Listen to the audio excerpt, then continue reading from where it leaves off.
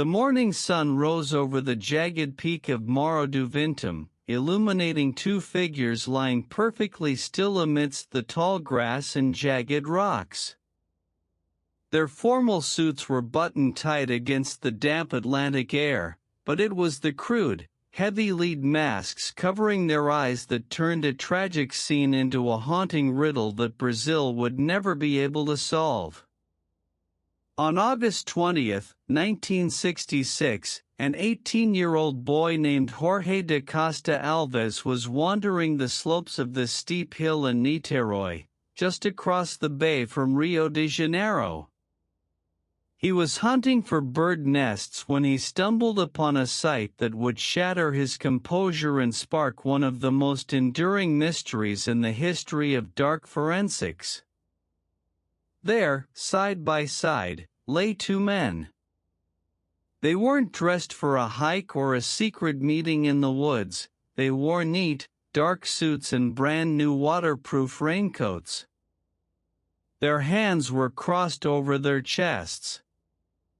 And most bizarrely, they wore handmade goggles fashioned from thick sheets of lead, crudely cut to cover their eyes entirely, as if they were shielding themselves from a light too bright for human endurance. The boy fled the hill in terror, alerting the local authorities, but the rugged terrain and a sudden downpour prevented the police from reaching the summit until the following day. By the time the civil police of Niterói arrived, the scene had taken on an even more surreal quality. The men showed no signs of struggle.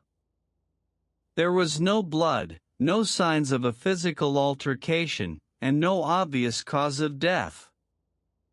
Beside them lay an empty water bottle, a small piece of orange-colored cloth, and a notebook that contained the only clues to their final moments. Inside the notebook, written in a steady hand, were instructions that sounded less like a suicide note and more like a manual for a cosmic ritual. It read, 1630 at the agreed place. 1830 swallow capsules. After the effect, protect metals. Wait for the mask signal. This was the beginning of the lead masks case, a puzzle that would lead investigators into a dark world of spiritualism, secret societies, and the frantic search for extraterrestrial contact in the heart of 1960s Brazil. The victims were soon identified as Miguel José Viana and Manoel Pereira de Cruz. They were both electronic technicians from the city of Campos dos Goitacazes, several hours away. They were husbands, fathers, and respected members of their community, but they shared a secret life, a deep, obsessive fascination with the scientific spiritualist movement that was sweeping through the country. To understand why two men would climb a hill to die behind lead masks, we have to look at the world they inhabited. Brazil in the mid-1960s was a place where the boundaries between science and the supernatural were often blurred. Spiritism, popularized by figures like Chico Xavier, had millions of followers, and a subculture of UFO spiritists had begun to emerge. These groups believed that the entities traditionally called spirits were actually extraterrestrial beings or interdimensional travelers. Miguel and Manoel were not just passive observers, they were practitioners. In the workshop where they repaired radios and televisions, they were secretly building devices they believed could capture signals from other worlds. Their journey to Morro do Vintém began on August 16, 1966. They told their wives they were traveling to São Paulo to buy electronic parts and a second-hand car. They left Campos with a substantial amount of cash, roughly 2,300 cruzeiros, a small fortune at the time. Witnesses tracked their movements through Niteroi. They arrived by bus, then visited a shop where they purchased the waterproof raincoats found at the scene. They stopped at a bar to buy a bottle of mineral water, and the waitress noted that Miguel looked incredibly nervous, frequently checking his watch. He seemed like a man who was running late for a very important appointment, one that didn't involve buying car parts. The most chilling detail of their final hours comes from the shop where they purchased the raincoats. The clerk remembered them clearly, not just because of the oddity of buying heavy coats on a warm day, but because of their demeanor. They were focused, almost robotic. They weren't looking for a bargain, they were looking for gear. Shortly after, they were seen entering a jeep with two other unidentified men. This jeep drove toward the base of Morro do Vintém, where Miguel and Manuel began their final ascent. The other men were never found. When the bodies were finally brought down from the hill, the medical examiner, Dr. Asterio de Araripe, faced a frustrating task.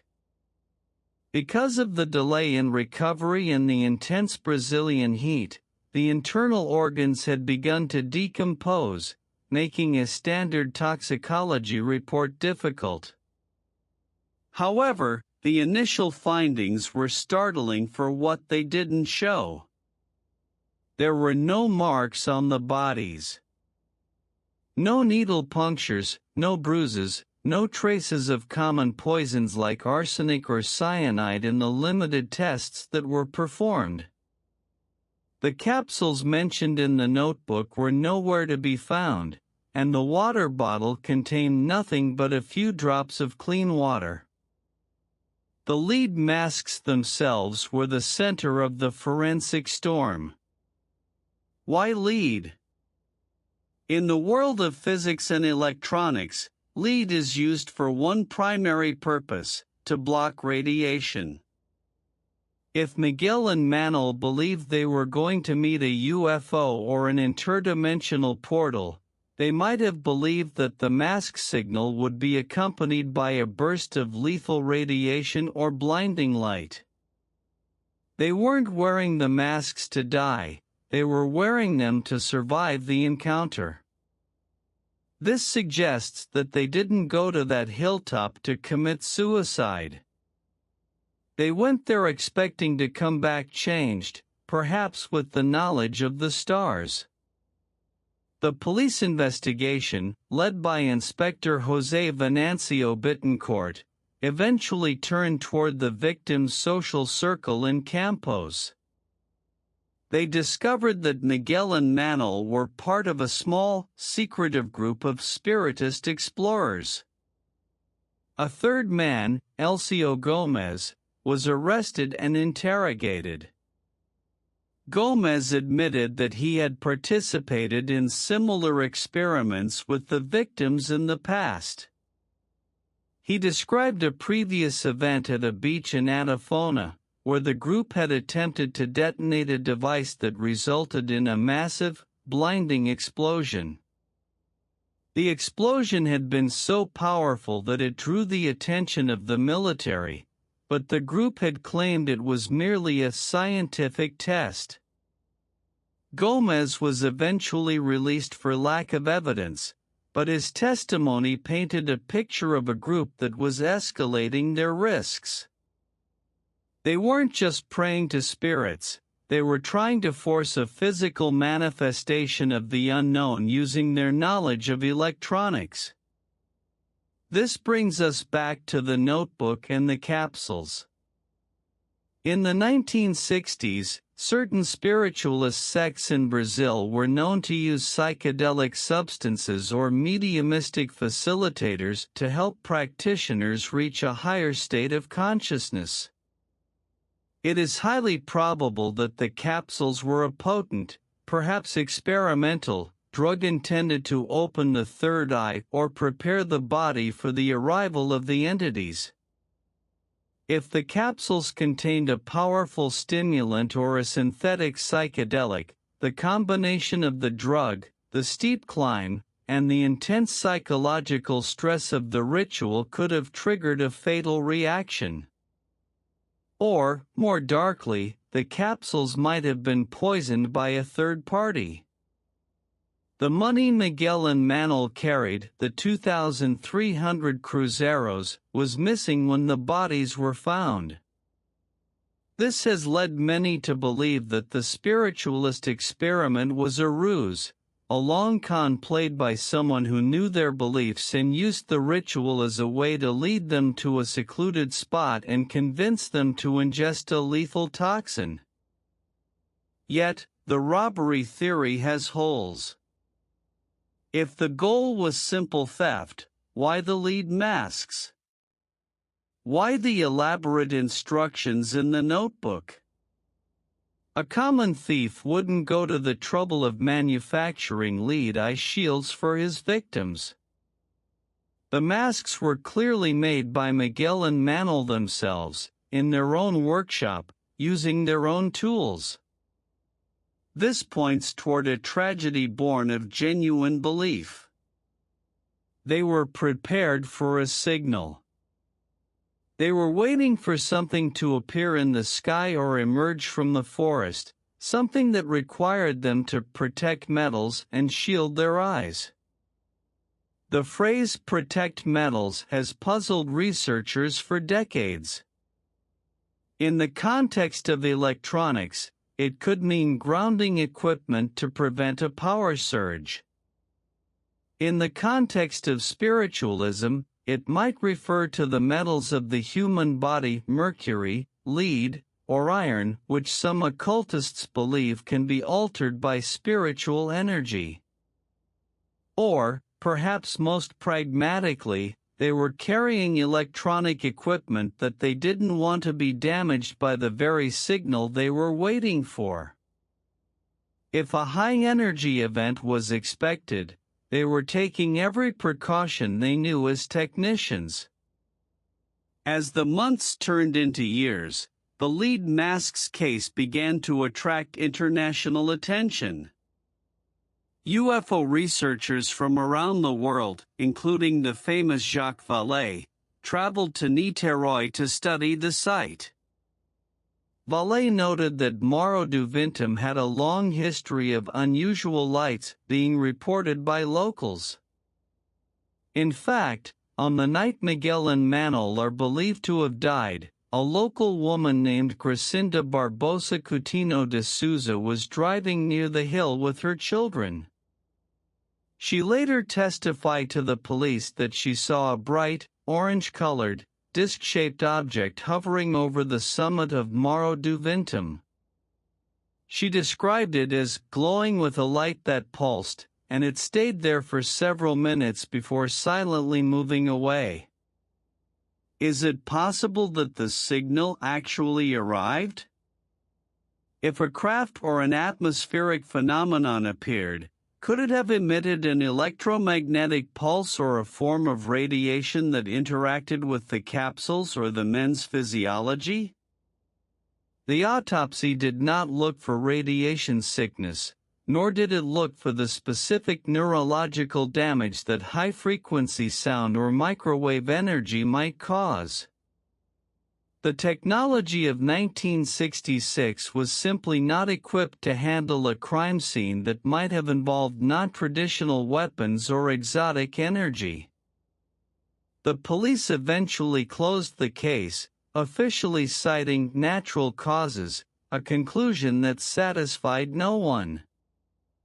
The families of the men remained haunted by the lack of closure. How could two healthy men, in the prime of their lives, simply stop breathing at the exact same moment while sitting on a hilltop? The absence of a third man or a clear suspect left the public to fill in the blanks with their own fears. Some spoke of a secret society known as the Fraternidade de Cruz or the Brotherhood of the Cross, which supposedly conducted lethal experiments in the Brazilian wilderness. Others believed the men had successfully made contact and were taken, leaving only their physical shells behind. In the years following the discovery, another similar case emerged that added a layer of systemic dread to the mystery. In 1962, 4 years before the lead masks were found, another electronics technician was found dead on a nearby hilltop under remarkably similar circumstances. His name was Hermes Luis Feitosa, and he too was found lying on his back, dressed in a suit, with a lead mask nearby. The police at the time dismissed it as a heart attack, but the discovery of Miguel and Manuel proved that Hermes wasn't an isolated incident. There was a pattern, a ritualistic, technological death cult or a recurring phenomenon that targeted a specific type of victim, men who understood how to build radios, but didn't understand the dangers of what they were trying to tune into. The lead masks case remains a cornerstone of Brazilian UFO noir. It sits at the intersection of Cold War paranoia, the rise of modern spiritualism, and the timeless human desire to reach out into the darkness and find something looking back. The masks themselves were eventually lost in the labyrinthine archives of the Brazilian police, and the site on Morro do Vintém is now overgrown, the grass reclaiming the spot where two men waited for a signal that may have been their doom.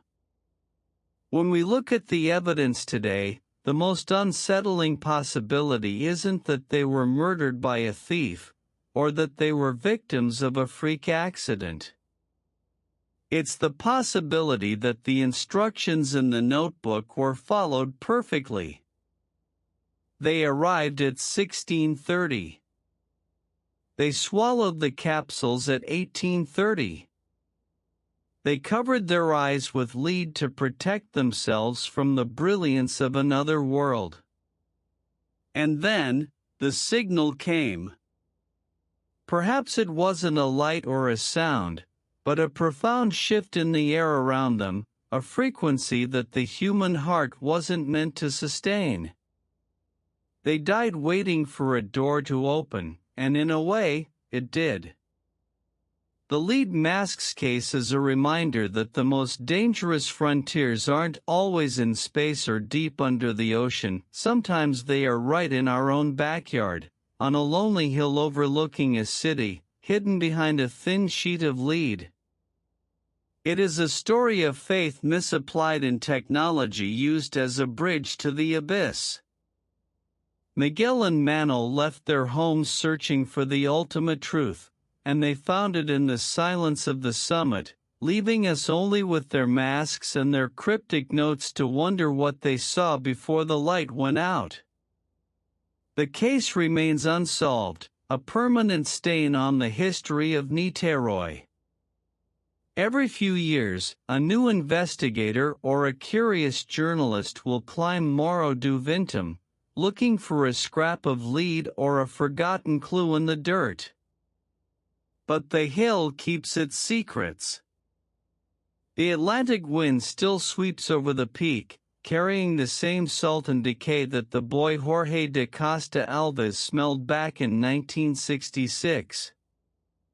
And somewhere, perhaps in a dimension just out of reach, the signal is still pulsing, waiting for the next person to put on the mask and listen.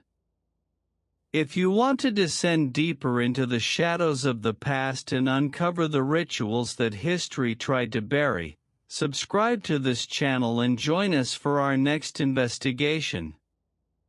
The past is never truly dead, it's just waiting for someone to look beneath the mask.